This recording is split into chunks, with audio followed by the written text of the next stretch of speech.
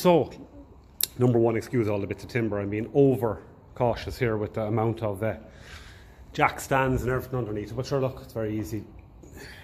Throw a few extra ones underneath, even though they're loose. They're just literally sitting there, but just in case when I'm lifting an axle that things move a bit. So, I am ready now to tap in the half shaft seal. So, if you remember from a few videos back, it looks like the seal that was tapped in here was, well, it was all damaged and it was all bent up and all every kind of way. This was distorted out of shape, and the shims were all removed from here. So yesterday, even the video, you could see that the damage on the end of the half shaft caused by that. So time to tap in this. So it's always just good to check and see there's where the spring is on this, on your seal. It should be facing towards the oil. So there's your spring there. Okay, just in there. So that's going to be facing in towards the oil. So I use a collar off a wheel bearing like I did the last time. So I just get it slowly, get it slowly kind of going in a little bit first to make sure that's. I'm going to just give that another quick clean first, actually, because I have been rooting around in there a bit. You know, so there's a certain amount of cleaning I think helps when you're fitting seals or bearings. You don't want to go doing too much, obviously, taking away any metal. Wire wheel on a drill isn't going to do that.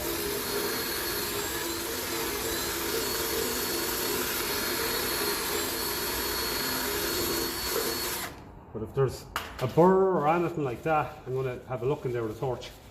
It will cause your bearing to go in, your seal or your bearing, you know, because it could cause damage to it, it could cause it to go out of shape. And because that happened before in this axle here, I'm just going to take another look with a torch to make sure there's nothing like that happening here. There's no burrs that will cause that seal just to go out of shape on us. There doesn't seem to be. It looks good. So what I do is I'll just line it up, have a general feel there and see, does it feel like it's going to go cooperating? They usually do, but again, I just like to take this, spend a few minutes just making sure, because it can be the difference between your seal going in straight, no issues, and your seal getting distorted and then leaking and ruining your brakes and causing a lot more work. These can be tight enough to fit as well.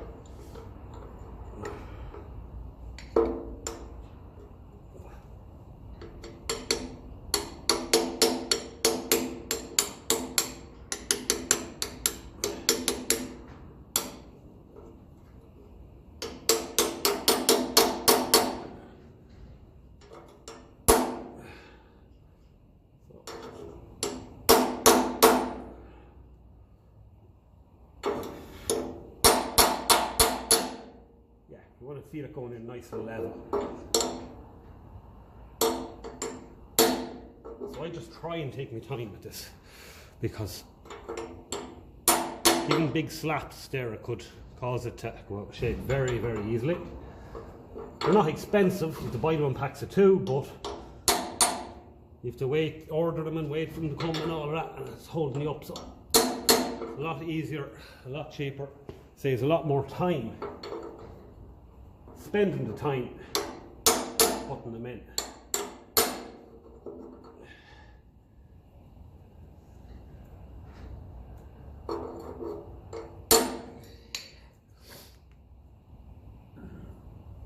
It's always worth just checking, just in case the seal fell out that you didn't put it in the wrong way or anything like that. So we're bang on there. It's going in nice and level.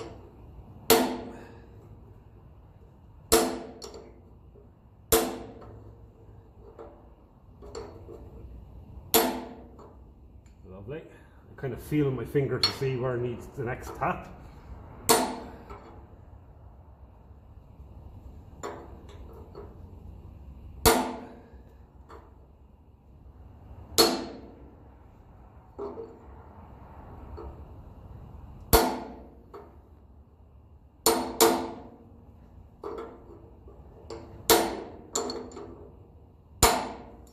Lovely. That's going in perfect.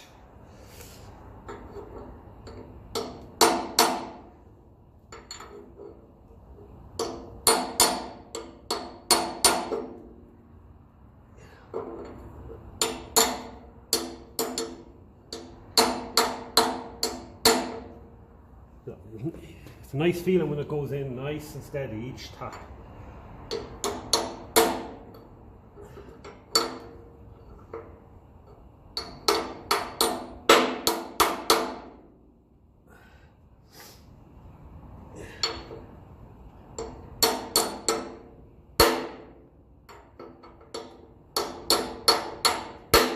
It's starting to sound like it's home. You'll hear the metallic ring out of it. That's the metal of the seal hitting the axle.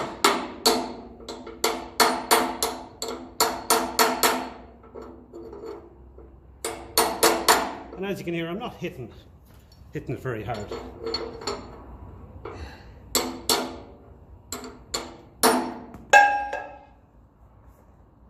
Ah yeah, that's starting to look like it's just about there, but I'll give it another few light taps just to make sure. I like to hear that ring, the metallic ring of it. Like that, like that. Down here, I will go in the corner here. See? You can get that ring out of it. There we go. So, bit of grease. Plenty of grease. Has to stop it wearing. Now, lovely. I want to just check the sealing surface on here. I want to give it another little clean up since I've had it in and out a few times. So I'll put it back up on the bench and I'll give it a quick inspection, clean and all of that. When I'm happy with it, I'm going to grease up the bearing, blow in a bit with the air gun nice and softly, work it all into it, and that should be ready for fitting.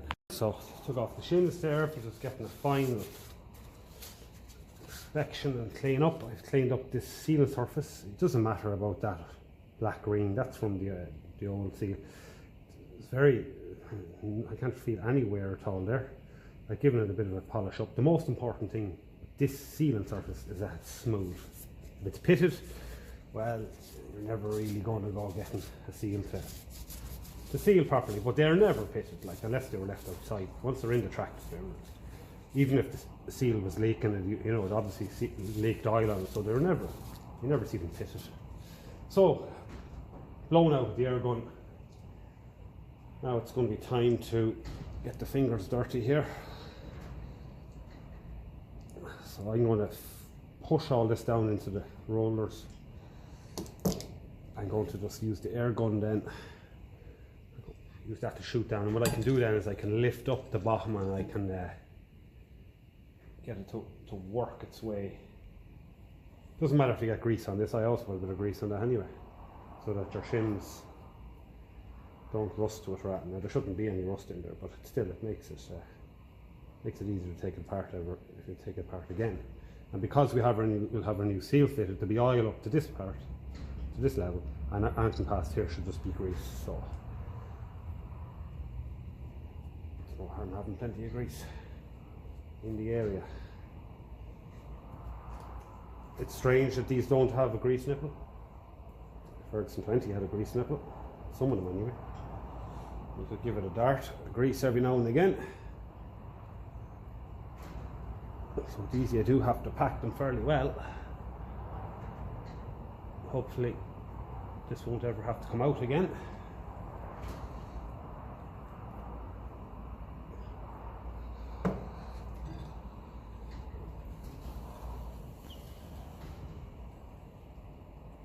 So that's what I do by hand.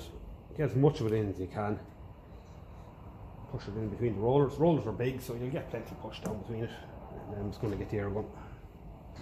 Lightly blow it in, do the same thing again until I think that there's enough in it. And then any extra grease, just rub it around your shin area there, your flange. So I'm going to give that a dart of the air gun.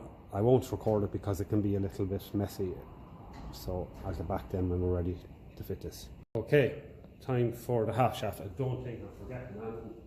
So what I do here is a bit of grease on this, small bit. That'll help the old shims take their place.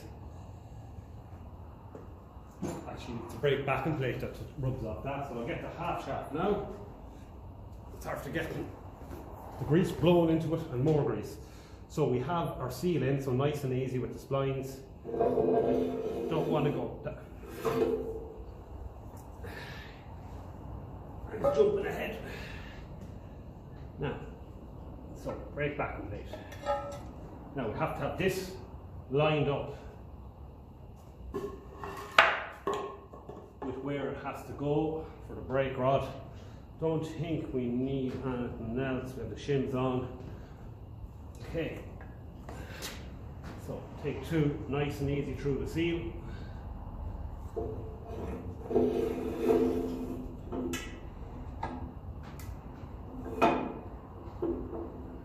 Now get it lined up. Okay. So we need to bring this around to there. A little bit off because it wants to fall. Okay. Now, about there, I think that's the hole.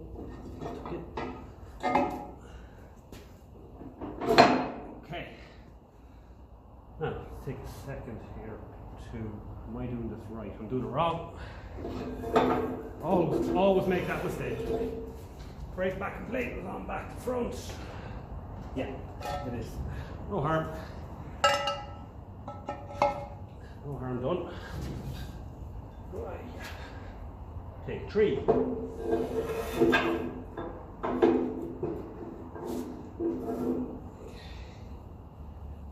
line up the brake backing plate.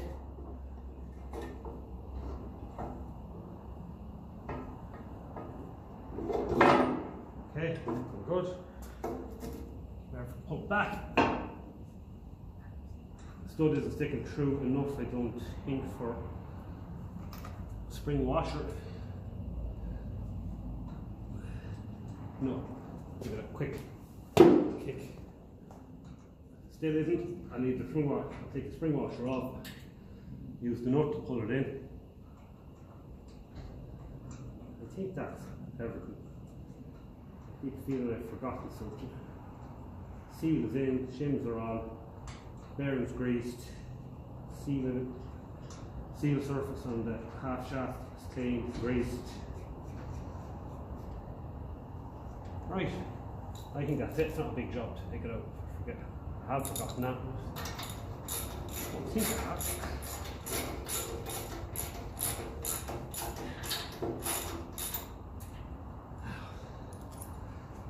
We put one in 180 degrees right across from it there, so we're 3 o'clock in. We'll put 9 o'clock in now, and that'll get it pulling nice and even.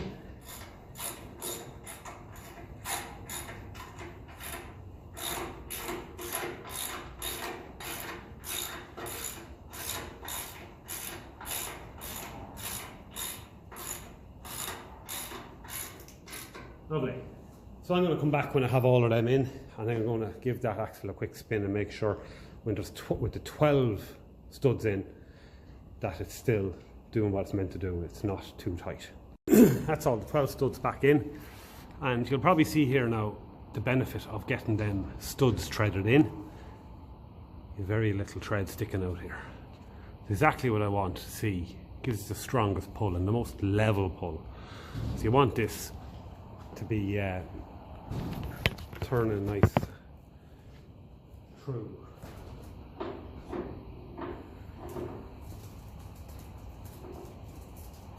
It's very hard to hear the end float, but it is there.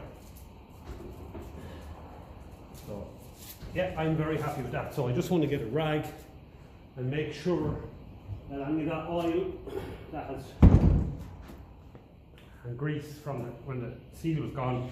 It's cleaned off this because I don't want that to drip down onto the brakes. That's where it does drip when they leak. So I'm going to get the air gun and blow all of that out. Because there's bits of dirt and oily, greasy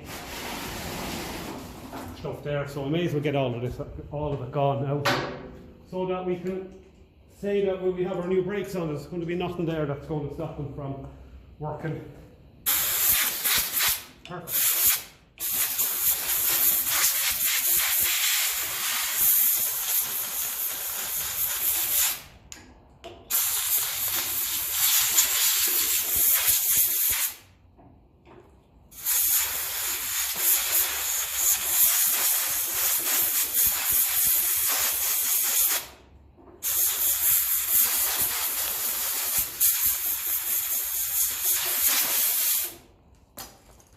That should just get rid of any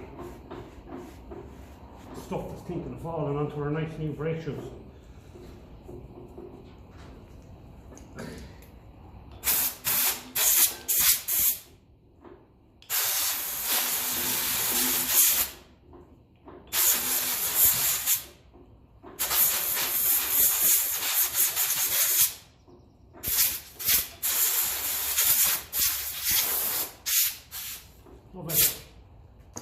So, we're ready now for the brake rod. I think, no, I won't fit the brake rod yet. I'll start fitting on the brakes. Jesus, it's hard to believe. Delighted now I'm getting this far. So, yeah, that was just to clean down there. That's where when your oil seals are gone. I'll be able to give this a good, might give that a clean up now because it won't, it's just a bit crusty. Give that a clean up with the drill, and then I can clean up this surface here as well. It's easier to do it now that it's fitted because it's off wobbling around on the workbench. Clean all that up, get it ready for priming because we don't want to see red on it when it's meant to be grey. And I'm going to get a wheel nut then and make sure that all the treads are good. They look to be perfect to me, so that's what I'll do now that everything's sealed up there. So I'll just fit it on the little headlamp on my hat here. This might help you see a bit what's going on. More interesting when you can see things. And yeah, so give everything a clean up there.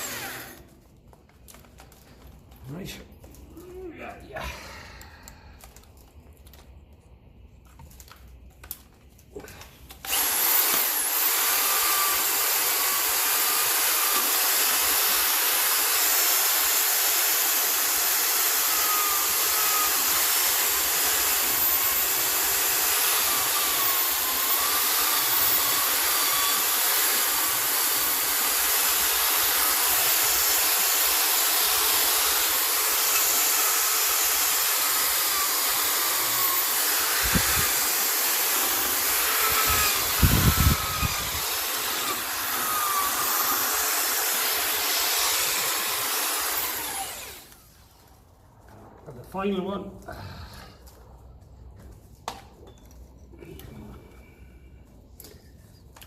It's just handy for getting in this way.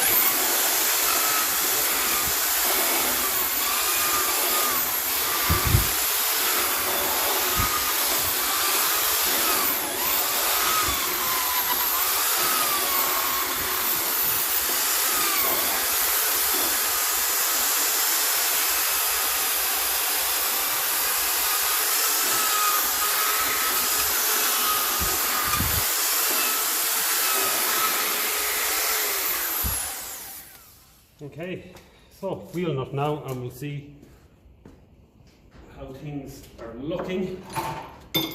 We'll screw on easily onto each one of them. That's lovely. That'll be fine. If it starts at all, there won't be an issue.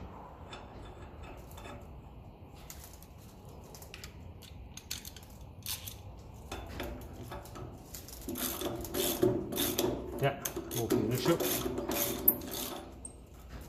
Yeah, so the issue with this axle was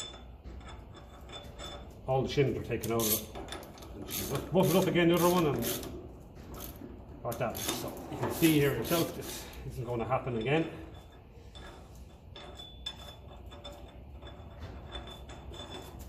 Measured there about 6.5 thou of an end float.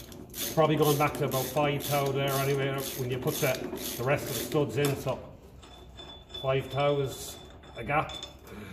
5 thou is going to stop damage occurring. It's going to allow the oil between the two half shafts, lubricate them. There's 2 slots in the end of the half shafts for that. So it is worthwhile taking the time off camera yesterday evening. I actually tried fine-tuning it a bit more. I took out a 22,000 inch shim and I put in a 12,000, and that seemed to snug it up a little bit more. So there's definitely nothing hitting there. That's turning nice and free. You can hear the diff turning away there. So what can we do next? What can we do? We can start fitting our brake shoes, I think. Okay, let's get going on that.